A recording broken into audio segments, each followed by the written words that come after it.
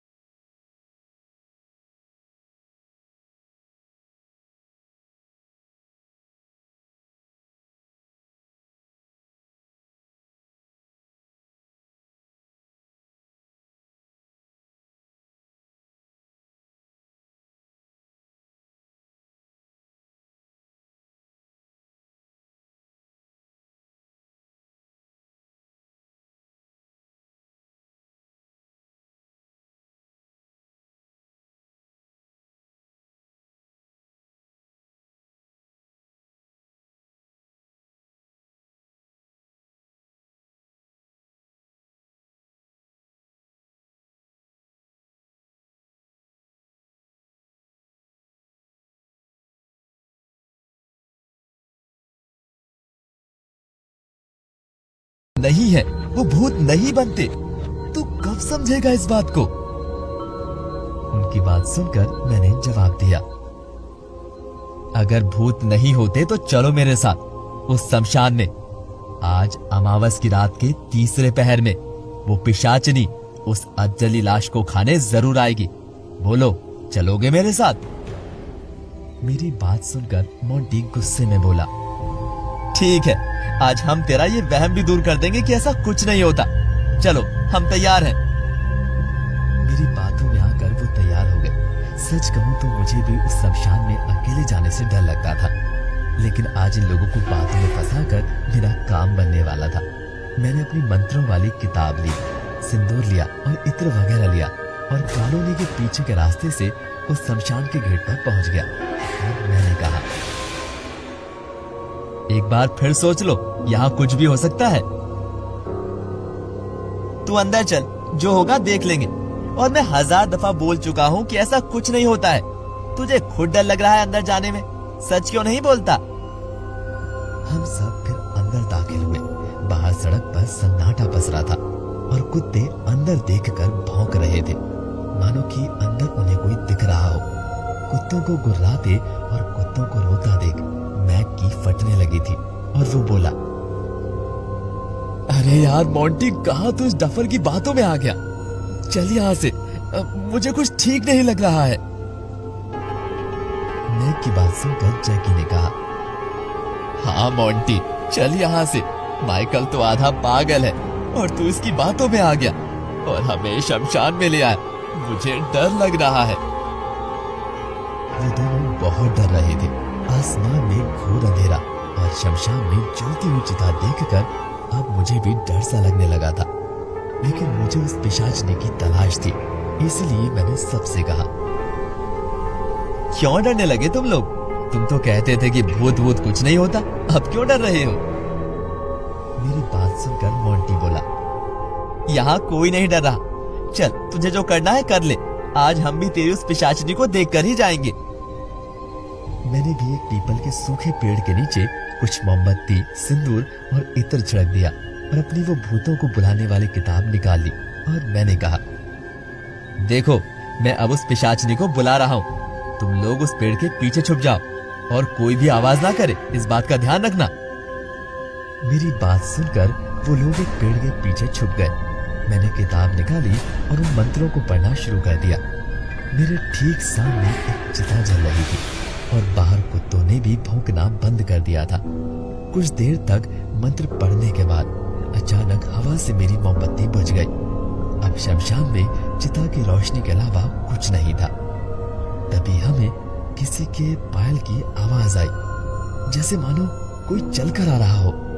मैंने हिम्मत जुटाई और मंत्रों को पढ़ते हुए इत्र को इधर उधर फेंकना शुरू कर दिया। अब वो पायल की आवाज बहुत तेज आने लगी, मानो जैसे कोई पेड़ पर बैठकर पायल बजा रहा हो।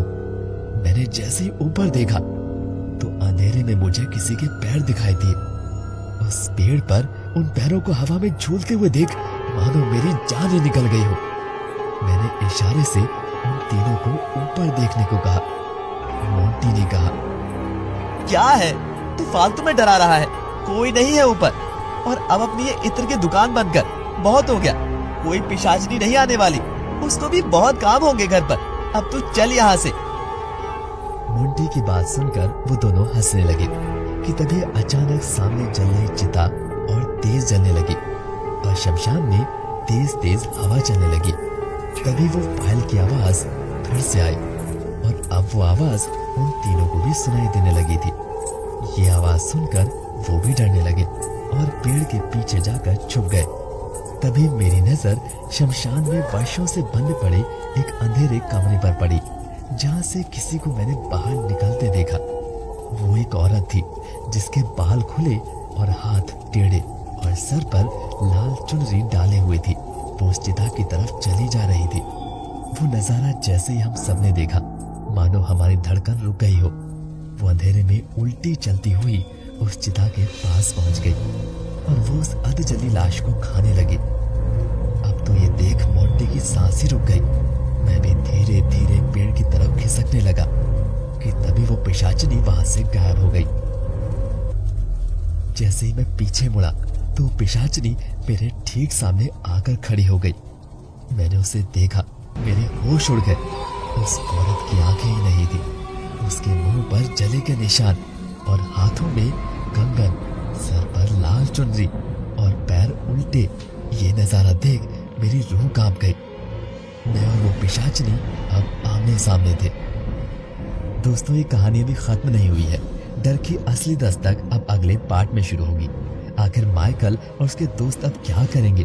क्या उन्होंने मजाक मजाक में एक अनजानी मौत को बुला लिया था? आखिर वो औरत कौन थी, एक चुड़ैल या एक नर पिशाचनी? ये जानने के लिए बने रहिए आज मोहित स्टोरीज पर। तब तक के लिए हमें कमेंट बॉक्स में बताइए कि आपको ये कहानी कैसी लगी। और हाँ, इसे अपने प्यारे प्यारे दोस्तों के साथ शेयर करना बिल्कुल ना भूलेगा। साथ ही हमारे चैनल को सब्सक्राइब करके बेल आइकन को दबाइएगा ताकि इस कहानी का अगला भाग आप मिस ना कर दें। मिलते हैं आपसे अगली स्टोरी में। तब तक के लिए बाय बाय, गुड बाय।